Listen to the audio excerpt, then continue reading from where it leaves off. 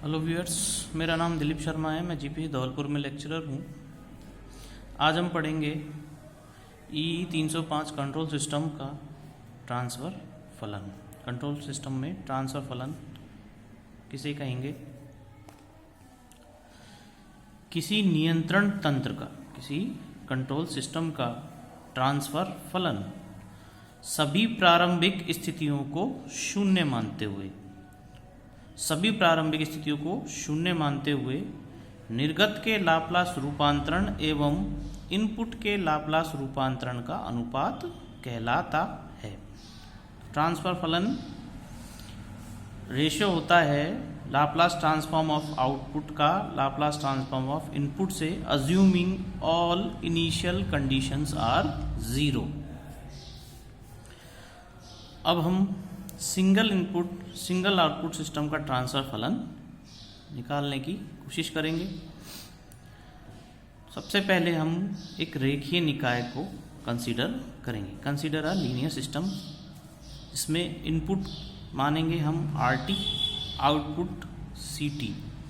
इस रेखीय निकाय, इस single input single output system का समीकरण an d की power n ct upon dt n plus an minus 1 dn minus 1 ct upon dt n minus 1 dot dot dot a nought ct equals to bm d की power m dm rt upon dt m plus bm minus 1 dm minus 1 rt upon dt m minus 1 plus dot dot dot b not rt।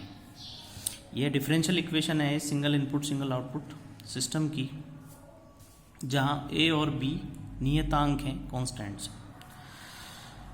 इस differential equation का हम Laplace transform लेते हैं, assuming all initial conditions zero.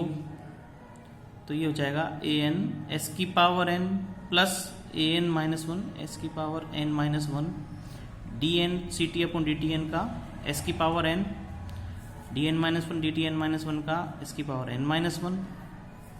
इसी तरीके से इस equation में भी तो हमने पढ़ा था ट्रांसफर फलन ऊपर GS बराबर लाप्लास ट्रांसफॉर्म ऑफ आउटपुट का अनुपात लाप्लास ट्रांसफॉर्म ऑफ इनपुट से, assuming all initial conditions are zero. तो GS बराबर CS upon RS। CS upon RS निकालने के बाद हमें प्राप्त होता है BM s की power m plus BM minus 1 s की power m minus 1 plus dot dot dot B nought upon में an s की power n plus an minus 1 s की power n minus 1 plus dot dot dot a not.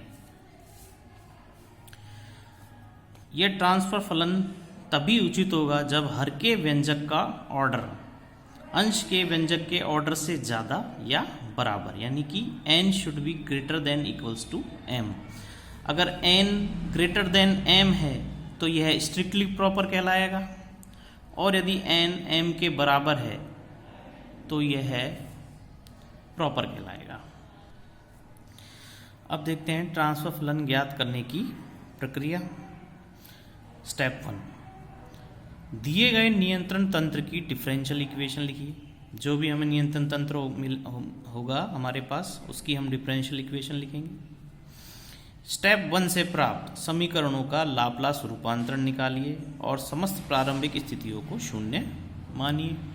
जो हमारे पास step 1 से जो differential equation आई थी, उस डिफरेंशियल इक्वेशन का हम लाप्लास रूपांतरण लेंगे और सभी प्रारंभिक स्थितियों को हम जीरो मानेंगे। स्टेप 3, रूपांतरित निर्गत का इनपुट से अनुपात लीजिए, यानी कि रेशियो लेना है लाप्लास ट्रांसफॉर्म ऑफ आउटपुट का लाप्लास ट्रांसफॉर्म ऑफ इनपुट से। स्टेप 4, स्टेप 3 से प्राप्त अनुपात ही दिए गए नियंत्रण तंत्र का ट्रांसफर फलन कहलाएगा। तो जो हमें स्टेप 3 में रेशियो मिला वही हमारे पास सिस्टम का ट्रांसफर फलन कहलाएगा। अब है अभिलाक्षणिक समीकरण, कैरेक्टरिस्टिक इक्वेशन। ये क्या होती है?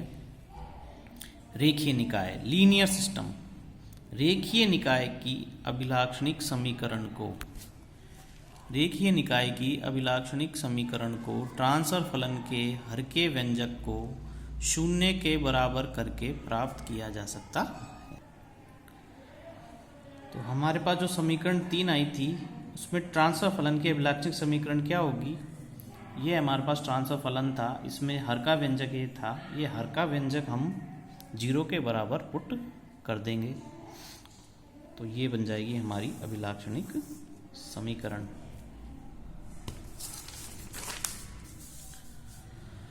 अब ट्रांसफर फलन के पोल और जीरो, ट्रांसफर फलन के हम पोल और जीरो देखेंगे। पोल क्या होगा, किसी ट्रांसफर फलन जीएस के पोल एस के वो मान होते हैं जो कि जीएस को अनंत कर देते हैं।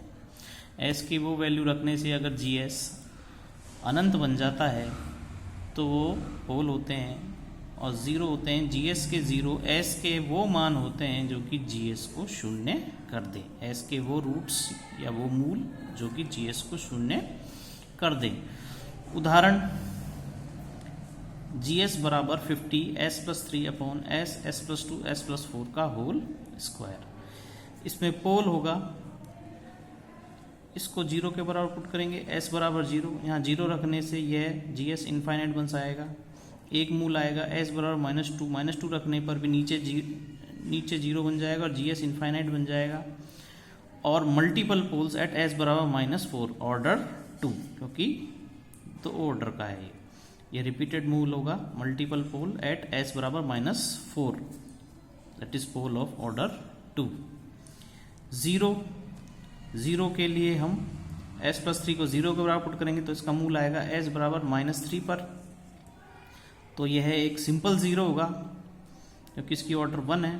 तो सिंपल 0 एट s बराबर -3, s बराबर -3 पुट करने से जीएस 0 हो जाएगा। अब हम मान लेते हैं पोलों की संख्या p और 0 की संख्या z। यदि 0 की संख्या पोलों की संख्या से कम हो यानी z लेस देन p, तो p minus 0 p minus z 0 अनंत पर होंगे। तो अगर हमारे 0 पोल से कम है तो जितने कम हैं यानी p माइनस z 0 हमें अनंत पर प्राप्त होंगे। और यदि पोल 0 से कम है तो z माइनस p पोल अनंत पर प्राप्त होंगे, क्योंकि यदि z लेस देन p है तो p माइनस z 0 अनंत पर मिलने का मतलब यह है कि s tends to infinite put करने पर, s टेंस टू इनफाइनाइट होने पर gs 0 मिलता है। और 0 का भी यही काम होता है कि s के वो वैल्यू जो gs को 0 कर दें, इसलिए ये p माइनस z 0 अनंत पर मिलेंगे। और इसी तरीके से अगर पोल लेस देन z हो तो z माइनस p पोल अनंत पर प्राप्त होंगे, क्योंकि s को इनफाइनाइटी पुट करने पर यह जीएस इनफाइनाइट हो जाएगा। और पोलों का भी काम यही होता है कि वो जीएस को इनफाइनाइट बना देते हैं। तो आगे की बात हम अगले वीडियो में करेंगे।